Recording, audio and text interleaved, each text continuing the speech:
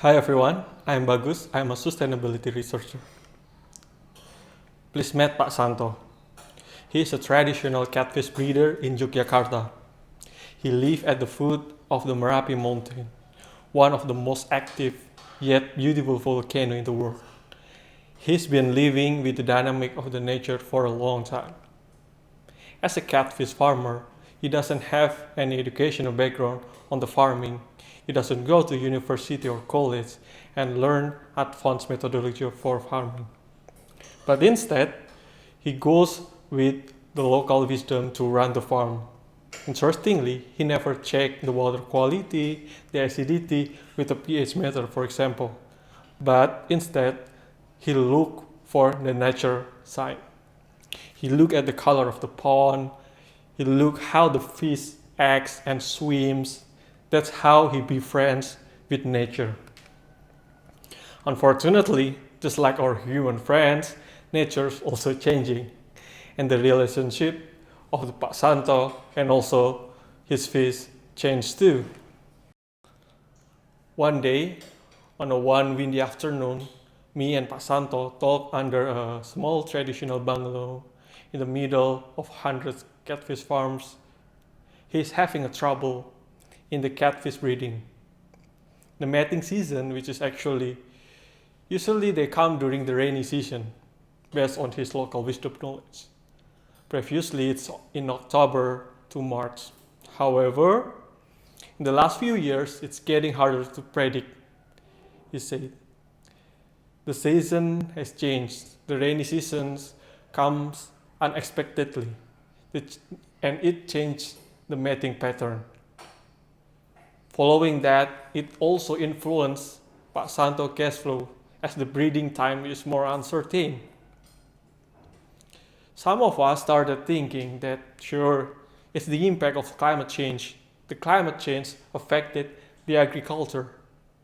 Using our scientific knowledge, then we blame the owner of coal power plant, government, the bad industry for making this happen.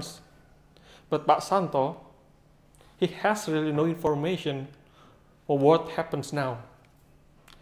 He does enjoy the conversation about the climate change, but the climate change is surely impacted his life.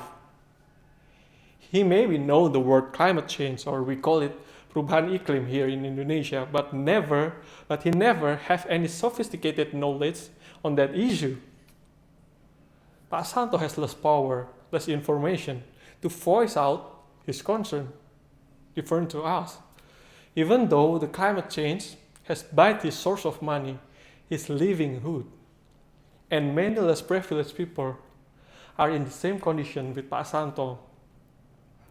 They probably say that I don't care about climate change. I just want to have money to buy some food to eat tomorrow. And that's the important. And without they realize that the climate change has disrupted their livelihood to make money. And even it will change one's life forever. Unprivileged people like Pak Santo has limited financial ability, limited information, limited access. It makes them trapped in a multidimensional inequality. Such condition makes them prone to climate hazard. Unfortunately, the climate change makes them even more vulnerable. The uncertainty of the cash flow as the result of the changing breeding pattern in the case of Pak Santo due to climate change cramps the financial capability of Pak Santo. And the cycles runs over and over and over again. It makes the Pak Santo more vulnerable.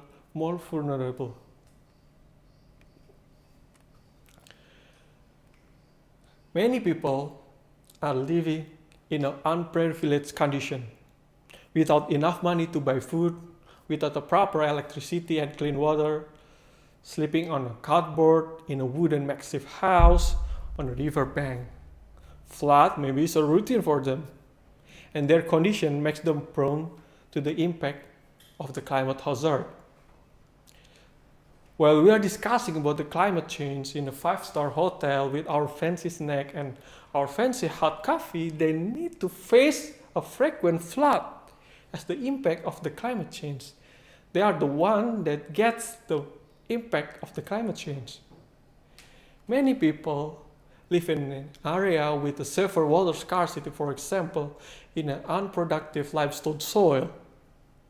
Disadvantaged people often have a lack of water resource, or probably they only depend on a water tank that only filled by the rain. The high temperature and drought is a big challenge for them. The inequality has makes them prone to the climate hazards. Disadvantaged people are also less susceptible to the damage caused by the climate change. Their economic condition leaves them with no choice to live in another place, to build a house with a cemented and strong construction. They can help that part of their house or even entire house, entire stuff to be washed away by the flood. In contrast, the privileged people have financial power to build a house in a safer area. They build a house with a sturdier construction out of brick, concrete with a stronger foundation. This makes them less prone to the impact of the climate change. Another example, in a hot condition, privileged people can just turn on their air conditioning. Sometimes the one without the not energy efficient one. Climate change also disrupt the crop patterns. We can see that small farmers do not have the financial ability to adopt technology advancement, maybe to have a water saving technology, water storage. They often depend on only one source of income, which is their crops. And climate change disruption to the crops will lead to significant loss of income. Climate change leads to loss of livestock, loss of number of fish. For many people like Pak Santo, put their only asset on the livestock, like fish or chicken, cow, sheep. But unfortunately, their livestock are prone to drought and changing of the weather. Then they can easily lose the only asset they have, making them even susceptible for the next climate hazard. Another thing is that they do not have the ability to cope with the impact of the climate change. First, they have limited personal resource to tackle problem. Whether it's physical assets such as maybe a motorcycle, furniture, small TV, and livestock. Or maybe the resource of human assets such as education and health, the lack of their resource, the lack of personal resource, the lack of human asset. Having no diversity of asset and saving will be endanger them when their income disrupted by the impact of long drought, for example, or flood, for instance. They start to reduce their consumption. They start to reduce their consumption of food and selling their only asset, maybe selling their motorcycle, selling another electronics that they have, selling their cows, sheep that they have to just fulfill their basic needs.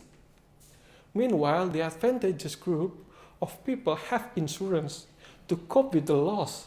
Maybe if the house is getting flooded, they can claim it to the insurance. If their car getting struck by the flood, they can claim it to the insurance company. And they also have different assets to gain the income from. They have diversity of income. Second, loss of income and further loss of physical asset makes them reduce their investment in human asset. Not only just to reduce their consumption, but it also impacts their future education and healthcare. This potentially makes the inequality gap greater in the future. The only resource for the unprivileged people is also sometimes the common resource. For example, some of them get their income or even survive the loss of income by getting a timber from the forest or maybe fish from the river. But massive exploitation, often done by the greedy company, greedy advantageous people, has degraded this common resource. Increasing natural hazards such as erosion, land degradation has reduced the quality and the capacity of the natural resource. Things that these disadvantaged people relies on heavily.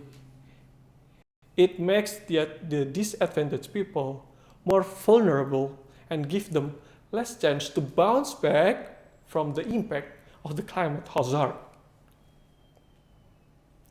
We are often focused only on pushing the corporation to do some action to stop the climate change, making a policy that can force the corporation change their operation.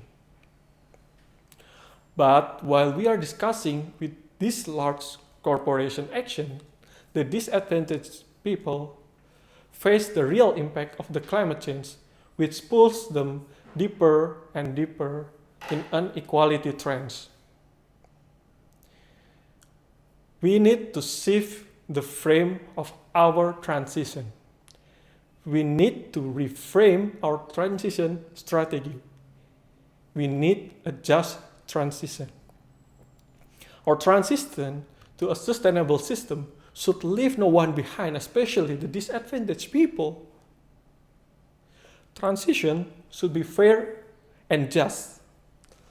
We should not let the marginalized people take the burden while the benefit goes only to the advantaged people, to the big company, to the government. Government, which has the policy-making power, should make a more inclusive policy. Let the marginalized people to join the discussion, redistribute the source, allocate more public resource to the marginalized people, and to close the inequality gap. We should stand for the disadvantaged people who are out of the discussion.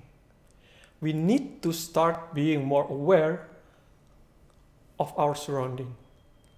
We have to exercise our empathy to our surrounding, to the people next door, environment just around you, to make a better place for our generation, for our future generation, for our offspring, for Pak Santo's family. Thank you.